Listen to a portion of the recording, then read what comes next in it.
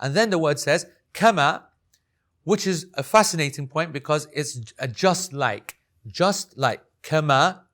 And so when you say just like in any language, let alone English, let alone Arabic, the second thing should be the same as the first, right? So if you say, have mercy upon them just like they had mercy upon me, that's what you should say. That's what the Arabic should say. It does not say that.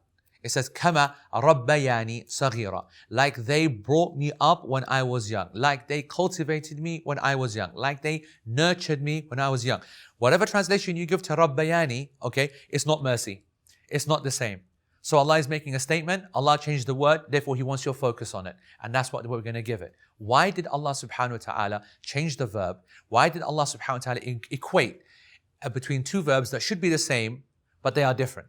Firstly, for us to bring attention to it, so that we actually understand what happened, why there is a difference. And secondly, to tell us that they are equal, but in reward only. Meaning that because of that job that was done, the equivalent of that in normative time right now is mercy. Because Rabbayani is Tarbiyah. Rabbayani comes from Rabba. Rabba is the fi'l, the verb for yani to cultivate, to nurture. And the word Tarbiyah comes from the word Rabba.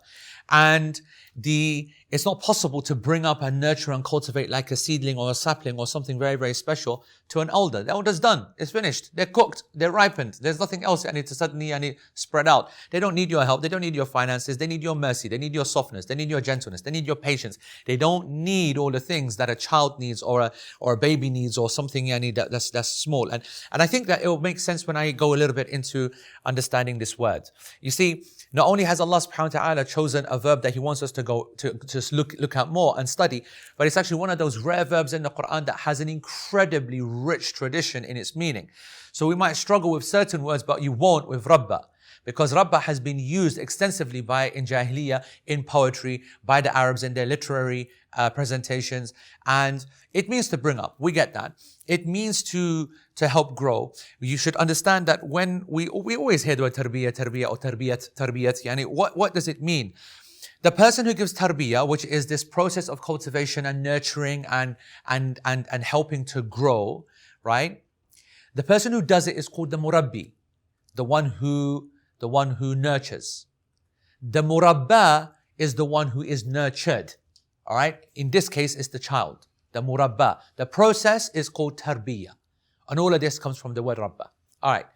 And if you want to understand how the people use this, and I've spoken about this before, and I'm gonna say it again because I do think it is important for all Muslims just to appreciate the depth of the Arabic language. When you see, for example, in there's one of the poets of the Prophet ﷺ, Hassan Thabit, of course, he said that when he was describing the beauty of a woman, and he was referring to the color and the shape and the sharpness, if you like, of her ankle. You know, the Arabs have got these kind of crazy behavior things. They always focus on random parts of beauty and they write poems and stuff. So normally it's the face is the moon and the hair is, I don't know. I can't remember what they use for hair, but I'm sure they use some behavior. And for ankles, they like talking about pearls. And so as they were describing the beauty of her and her ankle, meaning how beautiful she is described as more beautiful, more perfect. من ذرة بيضاء صافية مما تربى بحائر البحر. All right, it's a very famous word, a line of poetry which is used extensively in adab. Yani adab don't mean the classical meaning of adab, but the modern usage of literary, kind of, classics kind of stuff. And what they're trying to say, they're saying that it was so pure, so clean, so white, so beautiful, that it was even more beautiful than a pearl that has had tarbiyah done to it in the depths of the ocean. Yeah? From a beautiful, clear white pearl. And as my students already know, when I saw that, first of all, I thought, let me have a look at that and see, where's that coming from? What's the big issue with the pearl, right? And I think even, nowadays when we go to places like Dubai or whatever, and you just realize that, what is Dubai actually? You ask yourself, what is it that's so special about this place? It's got so much money and people are coming here and they're droves and they're spending all that money and eating all that food and blah, blah, blah. And in actual fact, you realize that from a cultural point of view, there's not much happening there in terms of either land or actual something to offer, okay? Other than the fact that it was a pearl diving center. A lot of pearls were found there. A lot of the entire industry actually was dominated about on that. And so there is an Arab connection to pearls. And actually in the East generally, there is that understanding of the art. And the art is built around the knowledge that they come from mussels or oysters, as you know. And if you look into it, 3 tons of oysters, or like many, many tons of oysters, and obviously that's a big messy behavior, it's a huge thing, huge catch.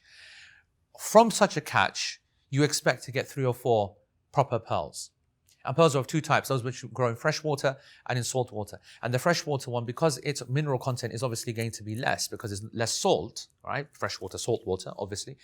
And the depth is not very low, and the water is so fresh. So it's miskeen, the pearl which grows inside that is nothing. It goes away in your hands. And that's why it's used in food and in medication, and its value is like nothing.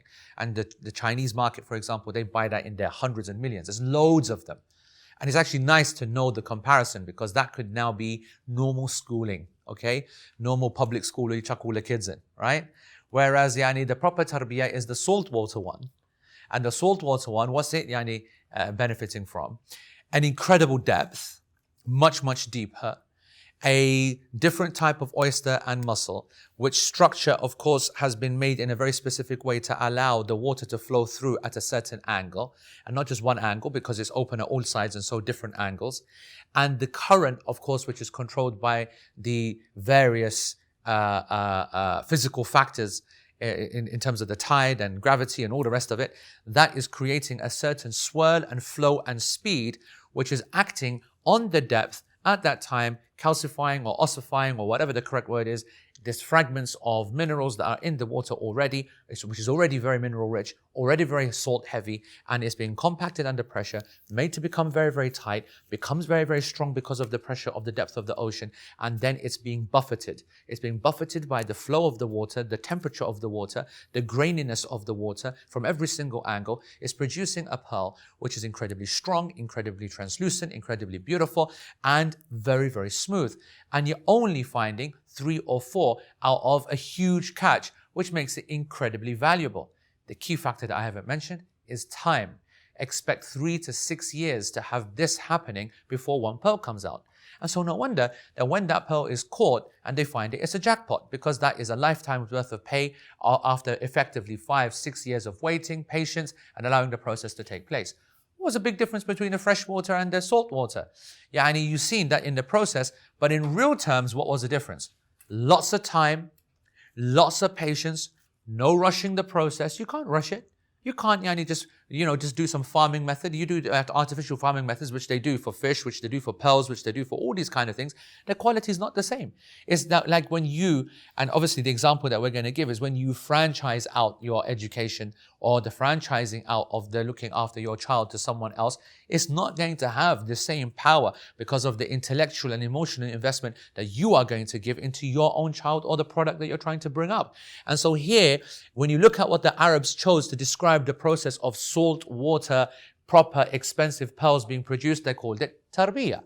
مما تربى بحائر البحر, in which the ocean itself did tarbiyah to the ocean, because the Arabs recognized that the best way to summarize all of this process that has happened to this oyster is a process of immense effort, immense time, immense patience, and immense value.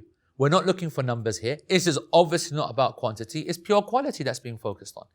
And so that made it clear to me, from a cultural point of view, why the Arabs would use this verb.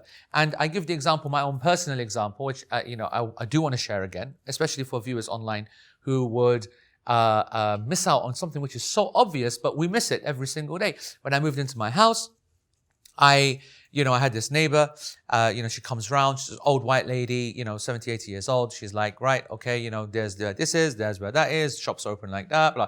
That whole kind of first moving in moment that you have. I'm sure she brought her normal cake round, maybe some shortbread or something like that. And she goes, oh, this throwaway remark, by the way, the pears in the garden, you're gonna want to give it to me. I normally take them, And obviously that's a bit forward. You kind of, you think that's a bit, obviously I hadn't been to the garden yet, but I just thought, obviously, there's no way someone can be so kind of, make such a bestie statement like that without some, something happening there before. So I didn't say anything. And I'm glad I didn't, because obviously the first thing I did when she left was go straight to the garden to have a look at these pears. Why on earth would I be giving pears away?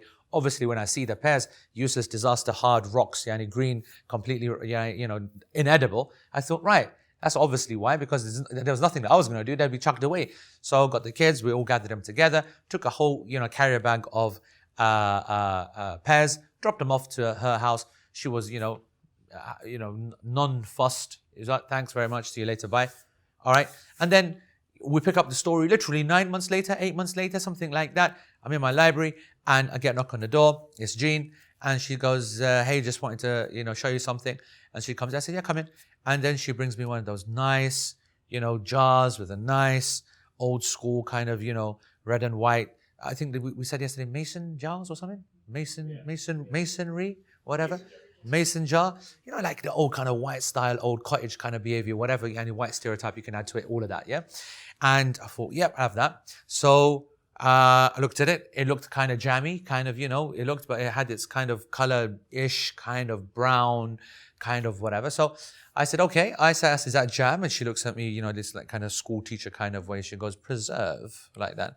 I said, okay, jam, wasn't sure what the difference was. And she goes, it's called preserve. And she proceeds then to tell me, this has been in my family for this long, and this is the art of this, that, whatever. And I said, okay, I'm still not making any connection here. And she goes, try it. So I opened up the thing, stick my finger in, bismillah, and it was amazing, like genuinely amazing, right? I didn't feel under pressure to say anything like that, because I could have said, this is not from the food of my people. I could have bust that line. There's many things I could have said, but it was genuinely awesome. I was like, wow. I said, how did you make this? What did you make this? She goes, don't you realize? And I was like, I'm waiting for the next line to come out. And she goes, these are your pears. And genuinely, I had no clue what she's talking about. I have no idea what you mean, my pears. 8-9 months later, bro. I mean, So she goes, remember back in the summer last year, you gave me those pears? I said, oh, yeah, of course, yeah. She goes, well, those are the pears. We've been doing this for ages, brought them back in, put them through our process. She then goes into this 5-minute spiel where she explains that she boiled them, reduced them, caramelized this, that, add sugar, reduced, go and take it into the pantry, tied it up, vacuum, blah, blah. Wrapped it up, then wrapped it up again, kept it in the dark, kept it there for a couple of months, took it back out, exposed it, added blah, blah. Then again, went on and on and on and on. Honestly, it might as well have been a kid. The way that she was speaking and effusing all that love and that emotion, but there was clear a connection that she's talking about. And I'm like, thinking all this time, all that cost for a flipping jar of jam. Yeah, that's going to cost £1.50 at the local shop. And the way that she's going on about it, right? And then she gets to the end and she goes, and this is what you get. And I go, so what's this worth? She goes, in a farmer's market, about 25 pounds. 25 pounds. And we'd make many, many jars of these, and they're very, very special. And there's no doubt about it. I mean, I'm not a connoisseur, okay? But there was no doubt that the difference between that and normal jam, which people make in one day, where they just, boil their fruit, stick a bit of artificial sugar in, and then bam, put it out. It was Zamin Asman. It was heaven and earth difference, right? And so I was like, okay, that's amazing. And thank you very much. And I thought to myself, wow, that's interesting. And then, obviously, you're not clicking, are you? You're seeing things on a menial human level. And then it struck me. That's exactly what us Paks and what the Arabs call jam. They call it murabba, right? We call it murabba. That thing to which the process of tarbiyah has been applied to. So by definition, we're now starting getting a clear idea of what tarbiyah is all about. A person who's an expert, the murabbi, they get involved in a process, a game that they have a great affection for. They're willing to put up with all the problems and the time. They're going to have immense patience during that process. They are emotionally invested. They know what they're doing. They're intellectually invested. They will spare no cost. They'll do whatever it takes. If it needs to be redone again and more things be added, then so be it. And the focus is not upon changing the world with lots of numbers, but with producing quality. And those are the features of high quality tarbiyah. And what we're being taught here in this ayah is that the word exists, the concept exists, there are people doing it day and night to their seeds, to their trees, to their oysters, to their jam, to their whatever. And the job of the parents is to do that to their children. There's an open and close to registration. Click on the button and get access to your student portal before that window closes.